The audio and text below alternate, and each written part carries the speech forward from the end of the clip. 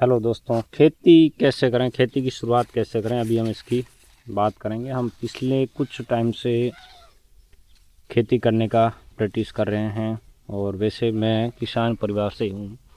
तो हम जब पारंपरिक तरीके से यानी जो गलत तरीका था उससे जब हम खेती कर रहे थे तो मुझे खेती करने से डर लग रहा था। तो इसीलिए मैं कुछ और काम कर रहा था अपना खेत छोड़कर, जैसे मैं टीचिंग कर रहा था या और बहुत से काम मैंने ट्राई किए खेती से बचने के लिए। अब जब मैं खेती को प्रोफेशनली सीखा, खेती का ट्रेनिंग लिया, तो मुझे पता चला कि भाई खेती करना जितना हम मुश्किल समझ रहे हैं उतना मुश्किल है नहीं। तो खेती करने के लिए मुख्य रूप से जो दिक्कत आ रही थी मुझे वो थी सिंचाई की। तो सिंचाई में हमने क्या सीखा कि एक तो हम रेन गन काम में ले सकते हैं, यानी फुहारा जो शिफ्ट करने वाला प्रोसेस है वो बहुत ही हार्ड पड़ता है। जैसे कि आप बड़े एरिया पे खेती करें तो वहाँ पर बहुत टफ पड़ता है, उसमें बहुत ज़्यादा लेबर लगती है। तो इसका एक समाधान है कि हमने ये रेन पाइप लगा ली है, ठीक है। और दूसरा, ड्रिप इरिगेशन महंगा पड़ता है, रेन पाइप सस्ता है और इससे भी सस्ता है रेन गन। एक बड़ा रेन गन लगा लो, बड़ी मोटर है तो वो एक ही रेन गन काफ़ी बड़े एरिया में सिंचाई कर सकती है।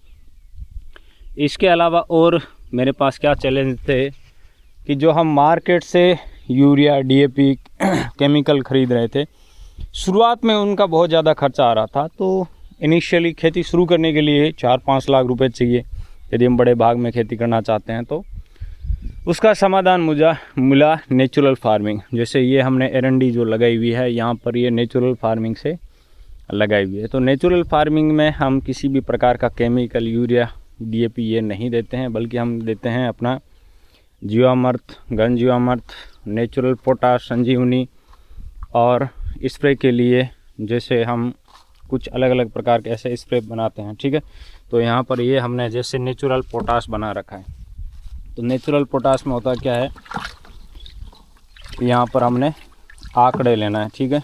10 से 1 लीटर गौमूत्र और 200 लीटर के ड्रम में डाल के छोड़ देना। तो इस प्रकार से ये घुल जाएगा पूरा, कुछ ही दिन में आप देख सकते हैं लिक्विड बन जाएगा।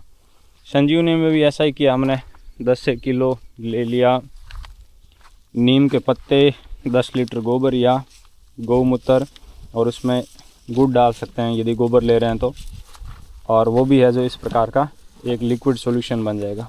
और इसका हम स्प्रे भी कर सकते हैं और पानी के साथ भी दे सकते हैं। तो ऐसे करके यहाँ पर हमने कुछ समझा और खेती मुझे आसान लगने लग गया और रियल में आसान